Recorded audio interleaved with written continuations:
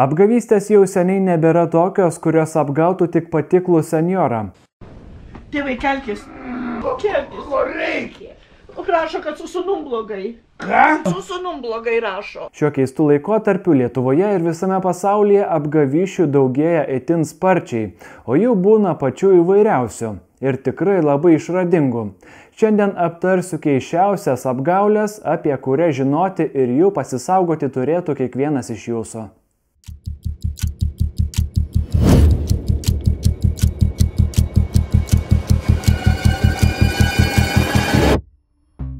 Vienos populiariausių iš visų yra romantinės apgavystės. Meilė, pažintys ir aistra – dažno žmogaus silpnybės, kuriomis nesunku manipuliuoti.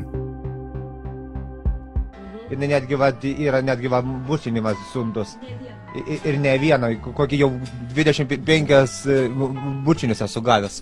Dažniausia tokių apgavysčių schema yra auką suvilioti netikrų socialinių tinklų profilių. Jame bus vogtos nuotraukos, netikras vardas ir išgalvota istorija. Žmogų suviliojus ir įgijus jo pasitikėjimą, meiliais būdais pradedama prašyti pinigų. Juk mylimam žmogui nieko negaila. Taip sukčiai žmonių išvilioja nuo keliasdešimt eurų iki 100 000. Turbūt gerai pamenate, kai anais metais pasakojau istoriją apie krepšininkų Rokų Jokubaičio apsimetusį vyrą, kuris iš merginų išviliojo didžiulės sumas pinigų, iš vienos net 10 000 eurų. O štai vieniša mama ir pradedanti aktorė iš Kentakio buvo įsitikinusi, kad daugiau nei metus romantiškai susirašinėjo su Australijos aktoriumi Deikru Montgomeryu, kuris seriale Stranger Things atliko Bilio vaidmenį. Kad tai buvo sukčius, moteris sužinojo jau jam pervedusi daugiau nei $10 000. Dėl šių santykių net išsiskyrė su savo vyru. Daugiausia moteris jam pirko dovanų kuponus, kuriuos sukčius kitiems parduodavo pigiau ir taip užsidirbdavo. Kita moteris, 65 japonė, ją apgavusiam sukčiui pervedė virš 4 milijonų japoniškų jenų, tai apie 27 000 eurų.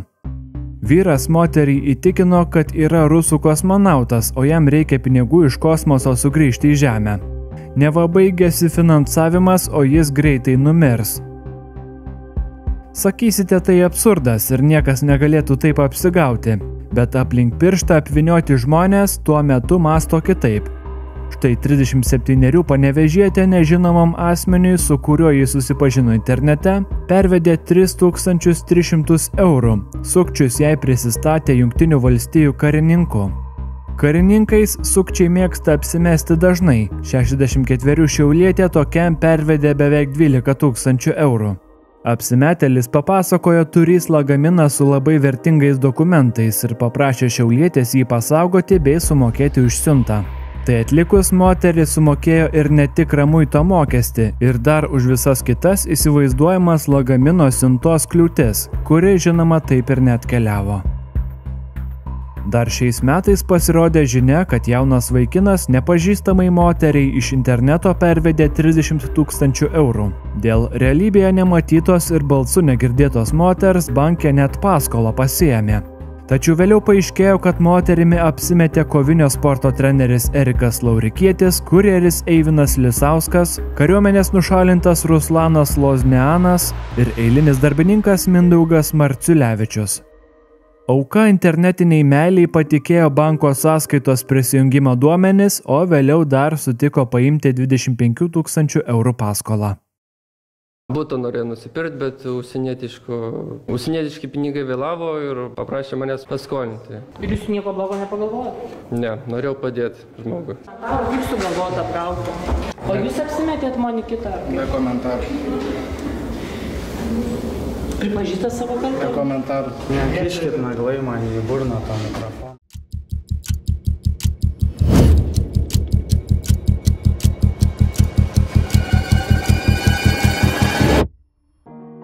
Kitas sukčių pamėgtas apgavimo būdas – internetinė prekyba. Socialiniuose tinkluose jų būna įvairių. Tai pavyzdžiui, kai bandžiau parduoti savo nebenaudojamą kamerą, Facebook'e man parašė moteris, kuris siūlė ją nupirkti. Tačiau, kai reikėjo pervesti pinigus, atsiuntė netikrą laišką, kad neva pinigai jau pervesti tarpininkaujančiam bankui, o kai kamerą išsiųsiu ir jį pasieks adresatą, tie pinigai mano sąskaitą įkris. Žinoma, tai tebuvo apgaulė ir sukčius greitai sužinojo, kur jis turėtų eiti. Nu kaip aš tai parašysiu, nu? Mama? Parašysiu. Aišku, parašysiu.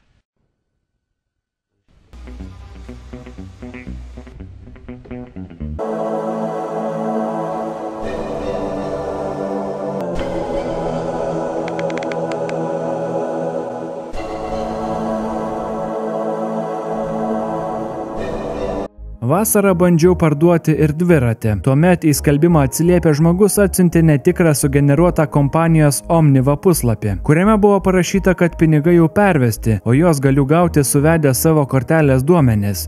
Domenas, tai yra puslapio adresas, buvo netikras, o puslapio hostas, tai yra puslapis, buvo patalpintas į rusišką serverį. Apskritai plinta būdas pirkėjams siųsti padirbtų banko puslapių nuorodas, kuriuose suvesti duomenys nukeliauja į sukčių rankas. Geriau iš viso nespausti ant jokių nuorodų, kurias gaunate iš nepažįstamų žmonių, o pavedimus daryti savo banku ir rankiniu būdu. Taip pat jau daugelį metų labai populiaru žmonės apgaudinėti įkėlus neturimų daiktų skelbimus, dažniausiai už daug mažesnę kainą nei rinkoje. Jį suradę žmonės dažnai galvoja aptikę progą nupirkti pigiau, todėl apakinti kainos skuba pervedinėti pinigus. Tikrinkite pardavėjų profilius, kada jie buvo sukurti ir ar turi realaus žmogaus požymių. Skelbimo nuotraukas išsisaugoję panaudokite Google vaizdų paieškoje, galbūt nuotraukos vogtos, taip jas nesunkiai rasite kitose svetainėse. Prašykite produkto nuotraukų su jūsų nurodytų teksto lapeliu. Žiūrėkite, ar pavedimo laukiančio žmogaus vardas sutampa su tuo, kuris jums rašo. Kartais įvedus rekvizituose gautą vardą į Google paiešką galite rasti ir apie sukčius pranešančių žmonių įrašus.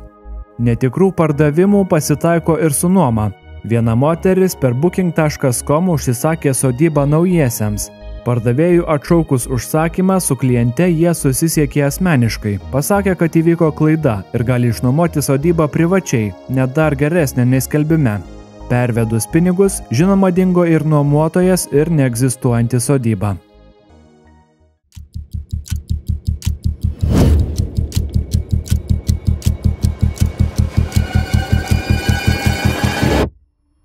Įvedus norimos prekės pavadinimą į paiešką kartais galima surasti netikras internetinės parduotuves. Kai kurios būna sugeneruotos tiksliai pagal jūsų paiešką, laikini puslapiai su ypač maža to produkto kaina. Ten suvedus savo banko duomenis galite likti basas. Dažniausiai tokie puslapiai būna sukurti rusų kibernetinių klastotojų, kurie kasdien iš žmonių išvilioja milijonus eurų. Apskritai, geriausiai savo duomenų keistose svetainėse nesuvedinėti, net jei tai iš tikrųjų egzistuojanti parduotuvė, apie virusus joje gali nežinoti net jie patys. Hakeriai ieško lengvai nulaužiamų puslapių, o juose patalpina savo kodus, kurių pagalba gali matyti viską, ką ten rašote. Na pavyzdžiui, aš kadaise iš nežinomos parduotuvės pirkau kelnes.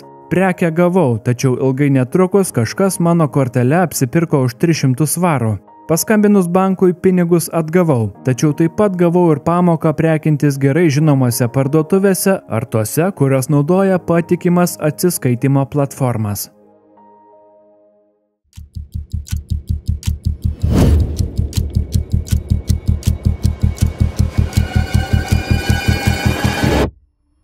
Jūsų duomenų vagys tyko ir dar kitais būdais. Lietuvoje paplito įvairūs netikri elektroniniai laiškai bei SMS žinutės. Juose sukčiai apsimetinėja VMI, Sodra, Lietuvos paštu, teismais, bankais, teisėsauga ir kitomis institucijomis. Laiškais vagys bando jus suvilioti paspausti nuorodas, parsisiųsti virusą ar suvesti savo duomenis. Pranešimų tipų būna įvairių, kviečia į teismą, liepia susimokėti neegzistuojančius mokesčius, skolas, atsiimti permoką, išmuitinti prekę ir panašiai. Ant panašaus laiško pasimovusi Vilnietė kitą dieną sulaukė pranešimų, kad iš jos sąskaitos vienas po kito daromi pirkimai ir pavedimai, kurie sustojo tik užšaldžius sąskaitą ir susisiekus su banku.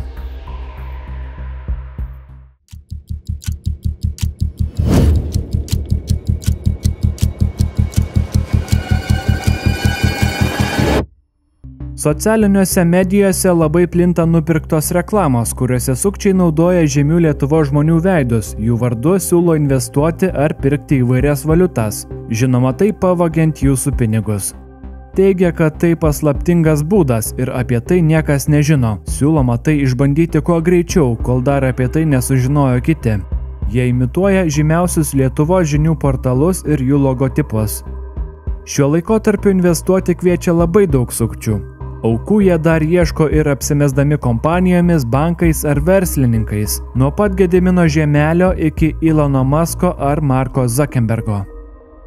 Pavyzdžiui, šį rugsėjį solidaus amžiaus Marijampolietė sulaukė nepažįstamo vyriškio skambučio, kuris pasiūlė investuoti į kriptovaliutą.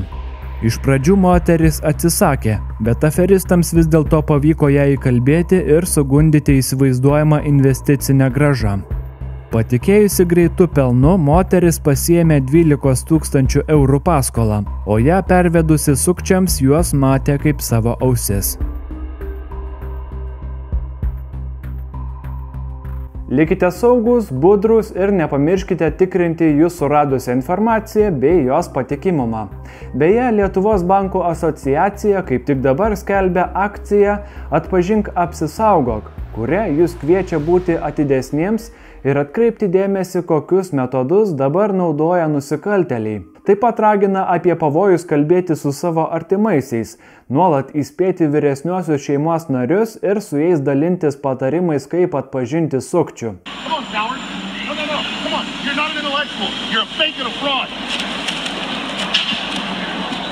Visą informaciją rasite interneto svetainėje atpažinksukčių.lt.